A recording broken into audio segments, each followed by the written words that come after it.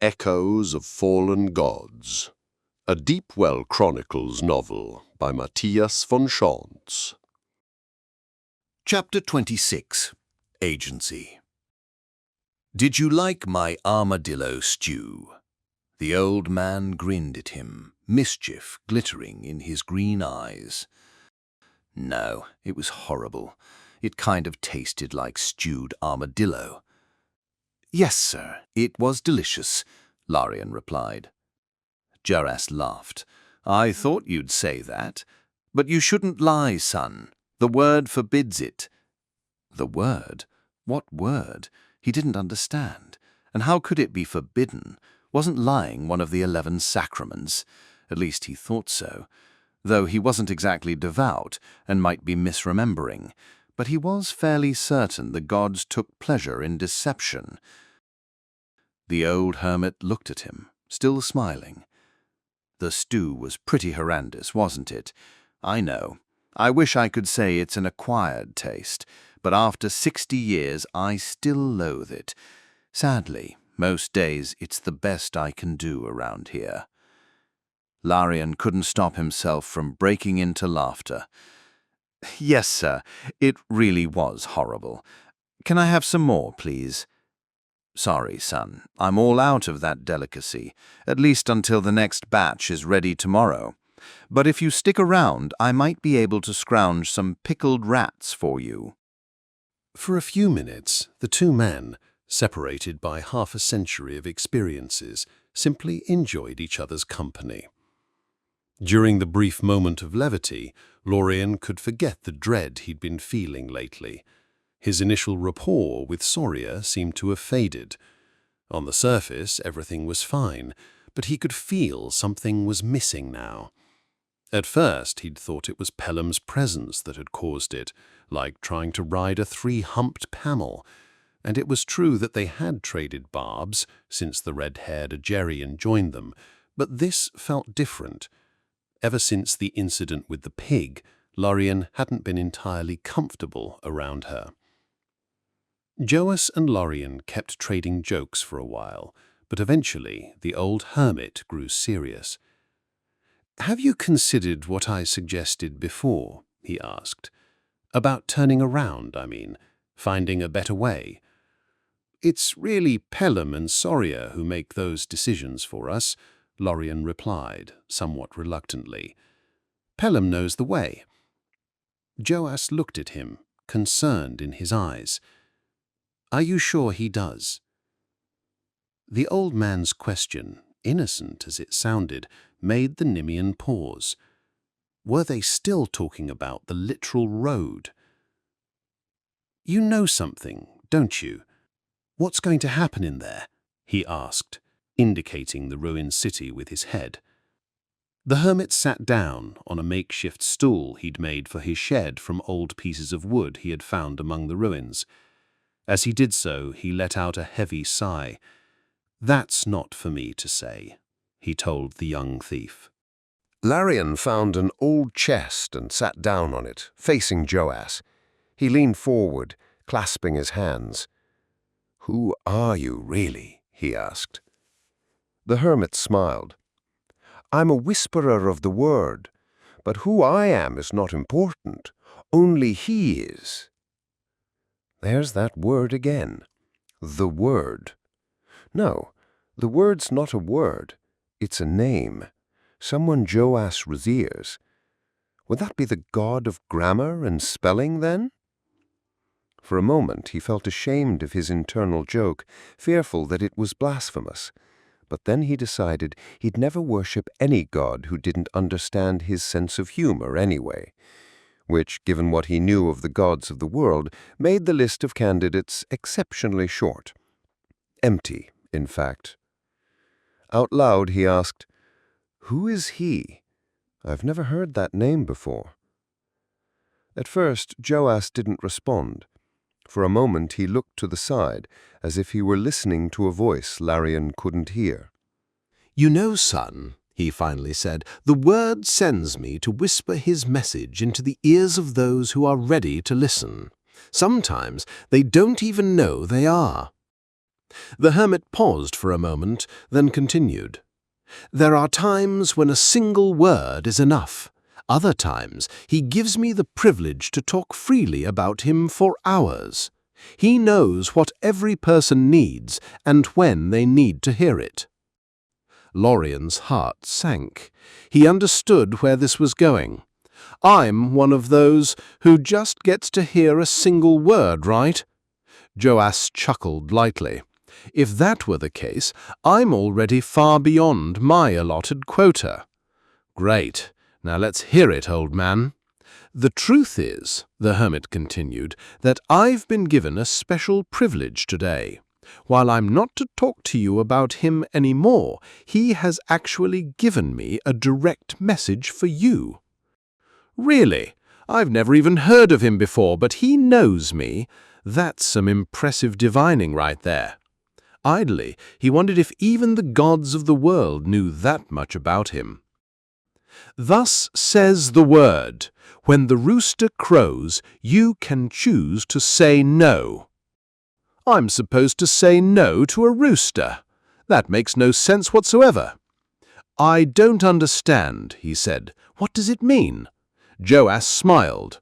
I don't know, but the word does. That's all that matters, and in time you will too. The next morning, the three of them woke up early to get ready for crossing into Omanova. From within his little shed they could hear Joas still snoring. Larian was careful not to wake the old man, at least not until they were ready to leave. Finally, Saria said, I can't wait to get out of here. The geezer's been delaying us long enough. The sooner we get to Terrania, the sooner we can find Khan. Pelham voiced his agreement. Yeah, the old man creeps me out. There's something about him that almost makes me nauseous. She nodded. I know what you mean. I don't want to stay here longer than necessary. But he knew things about the old ones I've never heard before. That made him worth listening to. Though I think we've gotten all we're going to get out of him on that subject. Larian didn't say a word. He seemed uncharacteristically silent, Saria thought. What's the matter, Larian? Nothing, the Nemean replied. I just think... Look, Joas has been nothing but kind to us. There's no need to talk that way about him behind his back. Pelham grunted. All right, let's get going. Just one more thing before you leave, a dry voice rasped from the doorway of the shed. The three turned to see the old hermit standing there, fresh out of his bed and holding a travel pouch which he tossed lightly into the air.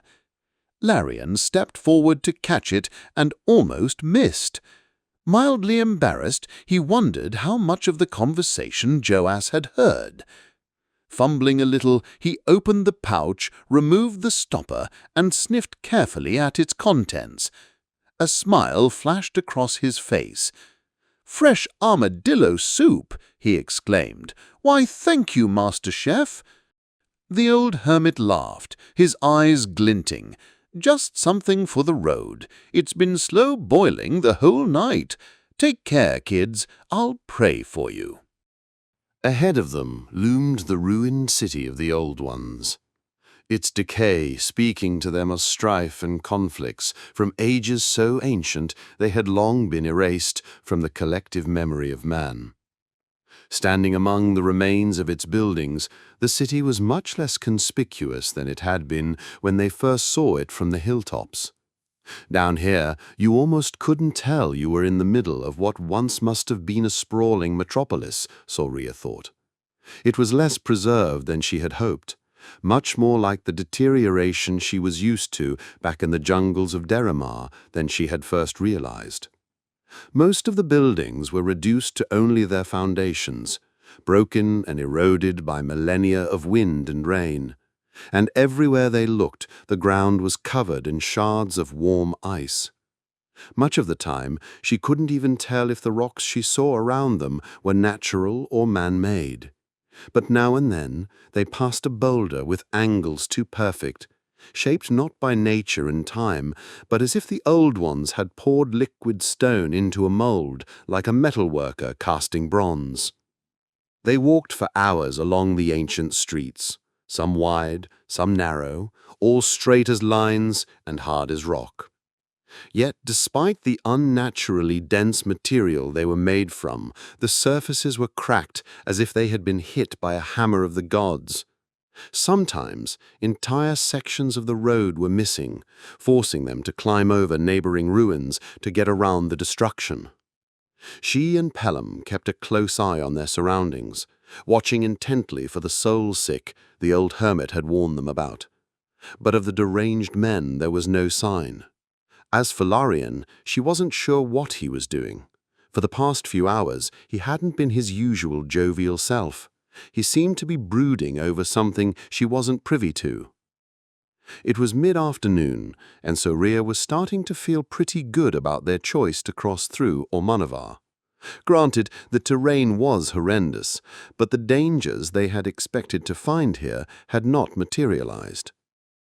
That's when they came upon the pool. Age and debris made it impossible to tell what it had once been. There was a rectangular depression in the ground, its walls and bottom lined with fragments of flat, perfectly square stones that probably once had been white but were now covered in grey silt.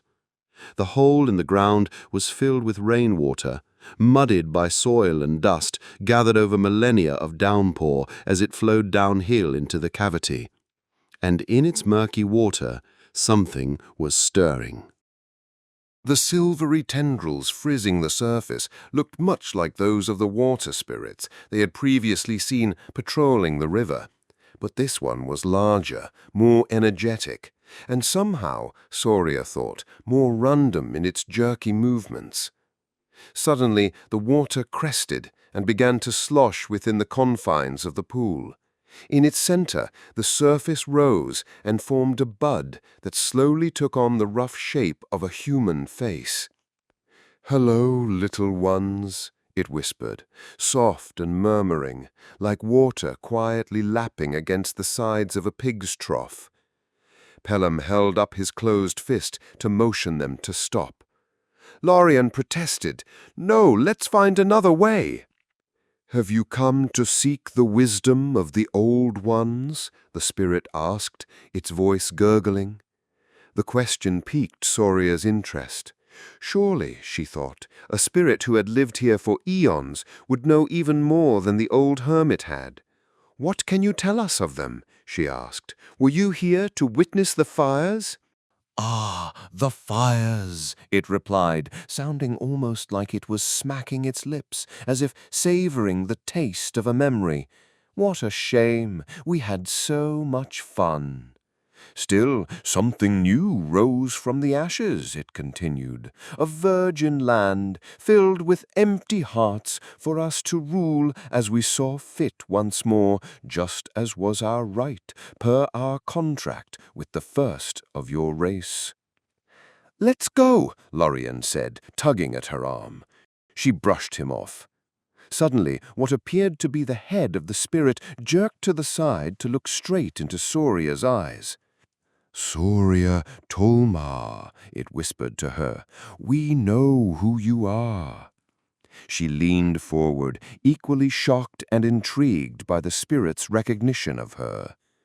"And we know who your brother was. I hear his end was exquisite. I'm told she was quite the craftswoman, that dark flame." Soria felt like her heart had suddenly stopped. The fear she experienced was like physical fingers of ice playing along her spine and telling her all her efforts had been for naught.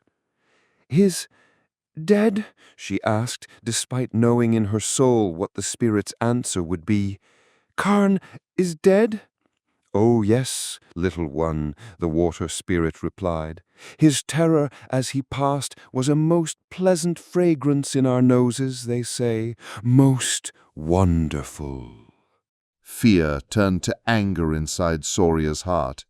Her quest hadn't been entirely for nothing. Even though Cairn was gone, she could still exact revenge on his killers. Lorien tugged at her again. "Don't listen to it. Let's go." Annoyed, she slapped him, forcing him to let go of her. "What happened? Who did it?" "Wouldn't you rather learn the secrets of the old ones?" The spirit's soft, wheezing voice tempted her. "I was there at the end, you know. If you pledge your soul to me, I could give you knowledge that would make even the wisest of teachers in Palangea envy you." "Yes!" No, she reminded herself. She needed to know about Kern. "Yes, yes, I know," the spirit said suddenly, to no one in particular. "I will." It turned to Soraya again. "Let's talk about your brother instead. She threatens me with the abyss if we don't. How rude." "She who? Is there someone here with us we can't see?" Her name is Dina, the dark flame who made your brother suffer. I hear she's most eager to meet you," the spirit continued. "Do you want to meet her too? You will, little one, you will. We'll make sure of that. And what will you do then, I wonder? It was all her idea, you know." Pelham put his arm around her shoulders. "Whatever you need, we're there for you. You know that. Together we'll find her. We'll avenge Khan." Soraya nodded. "Gods, why did you let that woman kill my brother?" In the span of a minute, her entire world had turned to ash. She just wanted to scream. "Why?" she cried. "Gods, help me! I will make her feel the same pain she caused my brother. I will make her fear an offering to you." She dropped to her knees, light-headed, the back of her head throbbing, grief and anger crashing over her like a wave. For a short moment she thought she had heard the sound of gleeful laughter, but no one was there, and none of her companions seemed to have noticed it.